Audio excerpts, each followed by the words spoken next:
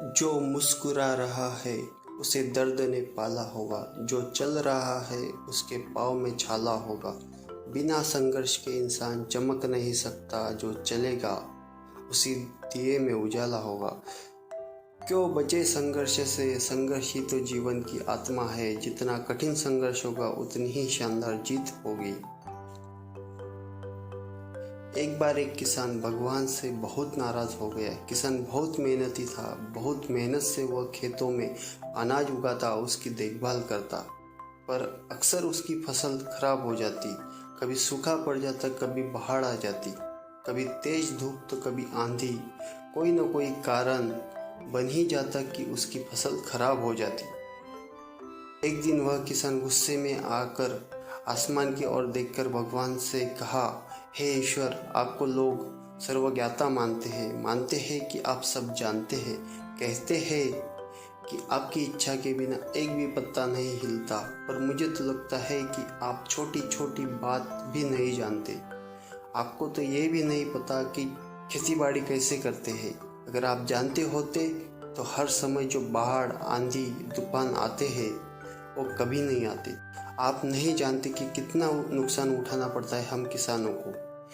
यदि आप मेरे हाथ में यह शक्ति दे दे कि जैसा मैं चाहूँ वैसा मौसम कर दूँ, फिर आप देखना मैं अन्न के भंडार लगा दूंगा।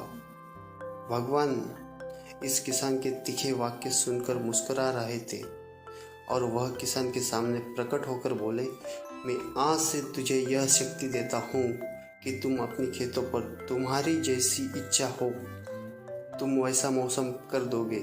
मैं बिल्कुल भी दखल नहीं दूंगा, तुम्हारी इच्छा से सब कुछ होगा। किसान बहुत खुश हो गया। किसान ने गेहूं की फसल अपने खेतों में बोई। जब उसे लगा कि खेतों को धूप चाहिए तो खेतों को धूप मिले, जब पानी बरसना चाहिए तब पानी बरसा।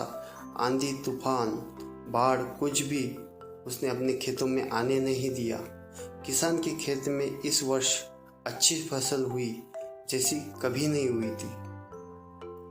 हरी भरी ललहाती फसल, मन ही मन वह बहुत खुश हो गया और सोचने लगा, अब सबूत के साथ दिखाऊंगा भगवान को कि इसे कहते हैं शक्ति का सही उपयोग। मेरी फसल देखकर उन्हें अपने नियम जरूर बदलने पड़ेंगे।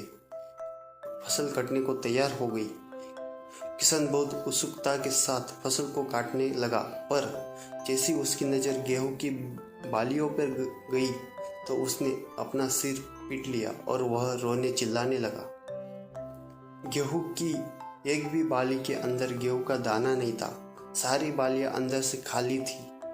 किसान बहुत दुखी हो गया। उसने भगवान को रोते हुए पुकारा, हे प्रभु, ये मेरे साथ क्या किया? क्या तुमने मुझे ये सजा दी? भगवान बोले, पुत्र, ये तो होना ही था।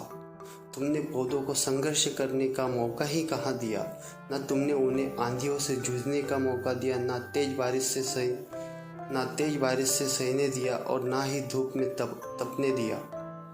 एक भी चुनौती का सामना तुमने उन्हें नहीं करने दिया, इसलिए सारे पौधे अंदर से खोखले रह गए।